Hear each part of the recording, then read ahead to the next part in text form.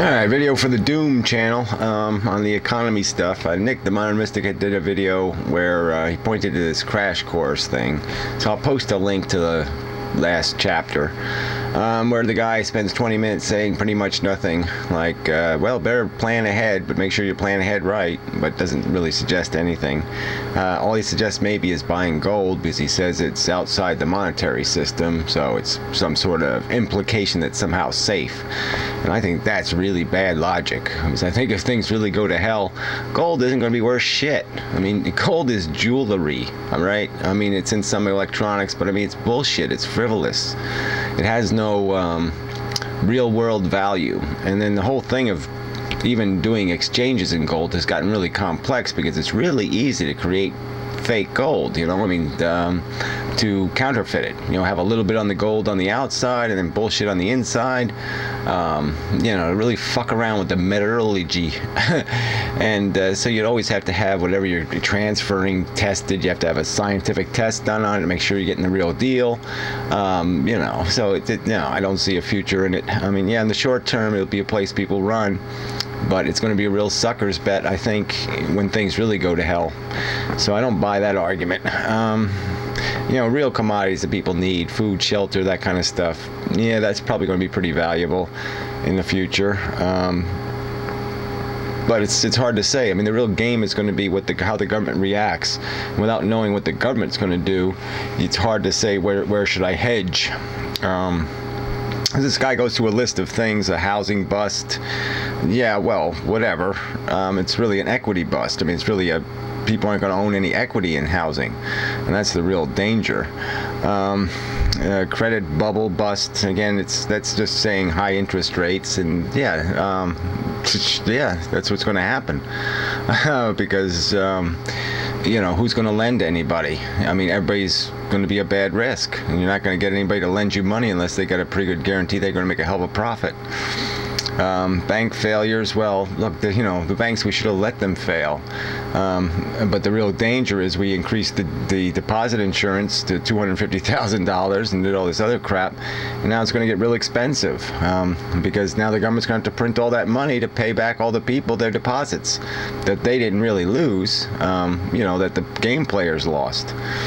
So anyway, petroleum, there's some point where he makes, you know, demand and supply, but the demand is going to hell. So it's, you know, the petroleum in the short run is going to be a problem, because we're just not going to get back to the high construction, high building kind of era, and that's where it was using a lot of petroleum. So there's not going to be as much travel and commerce and all the rest of this crap, so it's going to be less use. But who knows? It's a cartel, so you don't know what the cartel will do. Boomer retirement, well, that's not a terrible thing in some respects, because so many jobs are shit anyway, and it takes some people out of the market. But you know, you do got to pay them their pensions and Social Security and stuff. But I don't know if that's as big a price as what we're going to pay to keep the other people fed. Inflation, yeah, it's going to be, some things are going to get way, you know, 400, 500, 600% inflation. Other things are going to deflate. It just depends on how durable the good is. National insolvency. Yep. Well, it seems to me that's, you can bet on it. And but the question is going to be is what we do about it. So the guy says end of debt-based money. Well, I think it's going to be the end of money, period. And a new eco model. Yeah, so yeah, exactly. Those three things you can kind of all tie in together. He says those are like 4 years out. I don't think it's that far, but who knows. But yeah, I mean, what the government's going to have to do is somehow figure out how to fix this, and the way to fix it, as I see it, is you have to just restart, reboot it, redo it over, and that's going to mean that you gotta have to come with some equation to rebalance who owns what. I mean, the rich can't be rich anymore, and the savers, you know, they should get something for the fact that they don't owe any debt. And then the debt holders are going to be the majority, which is the scary part, because they could just decide, well, let's erase all my debts. And that could screw a lot of just middle-class people whose now savings are turned into shit. because even with the FDIC insurance, it ain't going to do any good if the dollar itself isn't to have any value.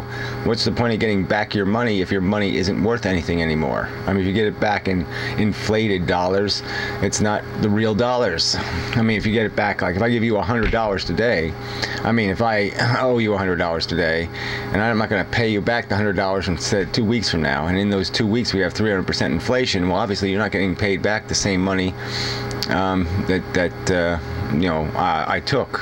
So that doesn't work.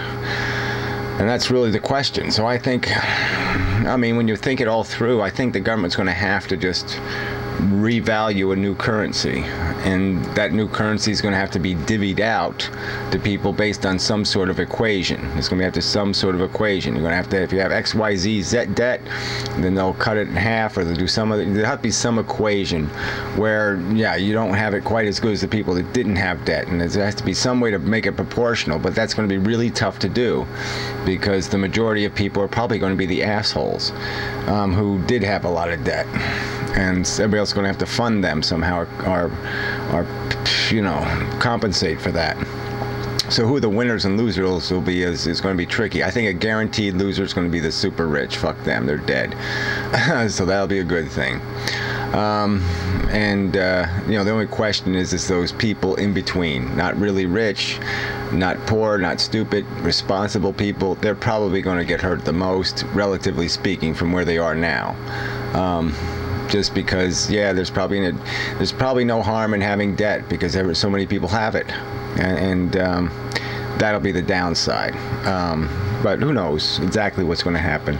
So anyway, I know it's not a great video. I just thought I'd respond to it because Nick pointed to it, and it didn't give any answers about what to do. I mean, I'm not going to give advice because I really don't know yet, but I mean, you do have to sort of think in terms of something that has lasting value. But I wouldn't pick something like gold, because it doesn't have any real value. That only has value based on people's confidence in it. So I think you got to pick stuff that's going to have value, whether people are confident or not. Whether that you can't forge. I mean, you can't forge a gallon of gas. I mean, something like real commodities. So anyway, when I know further what the hell I'm even going to do, I'll let you know. So just putting a video back up on this channel, get back in the discussion again, blah blah blah. I'm really busy and tired, so okay, enough. Till next time.